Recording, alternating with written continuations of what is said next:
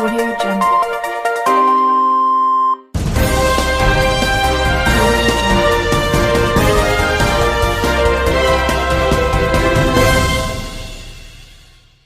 Kejaksaan Negeri Tanah Toraja menetapkan Kepala Lembang Batu Busa YSL bersama SD Bendahara Lembang Batu Busa Kecamatan Buntu Pepasan Kabupaten Toraja Utara sebagai tersangka kasus korupsi pada hari Selasa tanggal 25 Oktober tahun 2022.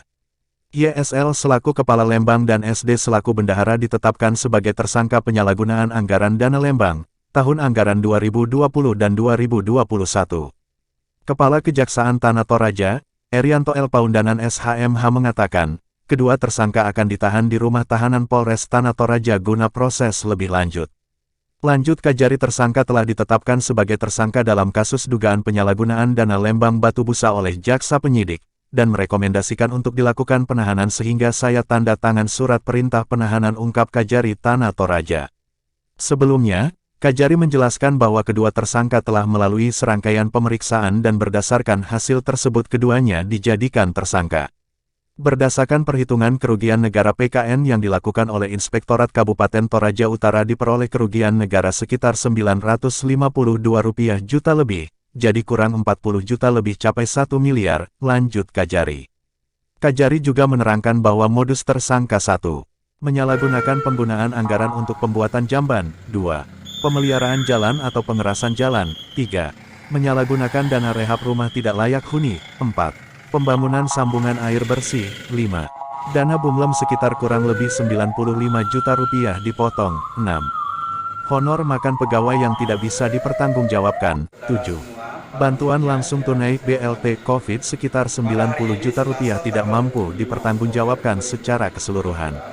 Dari itu kata Kajari Tanah Toraja Erianto L. Paundanan SHMH, yang didampingi Kasipinsus Kasih Intel dan Jaksa.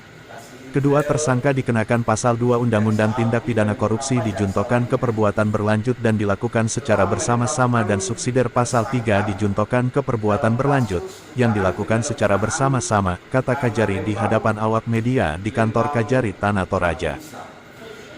Atas yang bersangkutan, karena hari ini telah ditetapkan sebagai tersangka, yang bersangkutan oleh jaksa penyidik merekomendasikan untuk dilakukan penahanan, sehingga saya tanda tangan surat perintah penahanan.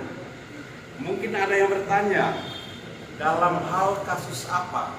Dalam hal dugaan penyimpangan dana Lembang tahun 2020-2021. Modusnya antara lain menyalahgunakan penggunaan anggaran untuk pembuatan jamban.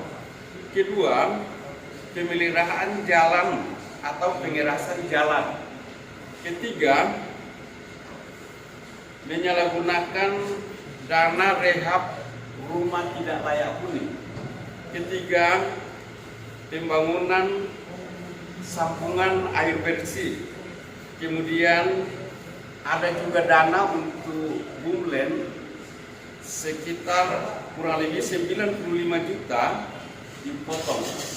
Kemudian ada honor makan pegawai yang tidak bisa dipertanggungjawabkan, dan terakhir BLT COVID sekitar 90 juta tidak mampu dipertanggungjawabkan secara keseluruhan. Sehingga berdasarkan perhitungan PKN yang dilakukan oleh Inspektorat Toraja Utara diperoleh kerugian keuangan negara sekitar 952 juta lebih, jadi kurang 40 juta lebih 1 miliar, jadi mendekati 1 miliar. Nah, mungkin ada yang bertanya pasal berapa? Ya tentunya pasal 2 Undang-Undang Tindak Pidana Korupsi dijuntokan ke perbuatan berlanjut dan dilakukan secara bersama-sama, itu primer. Dan subsidiar kita coba, yaitu pasal 3 dijuntokan perbuatan berlanjut dan dilakukan secara bersama-sama. Saya kira itu.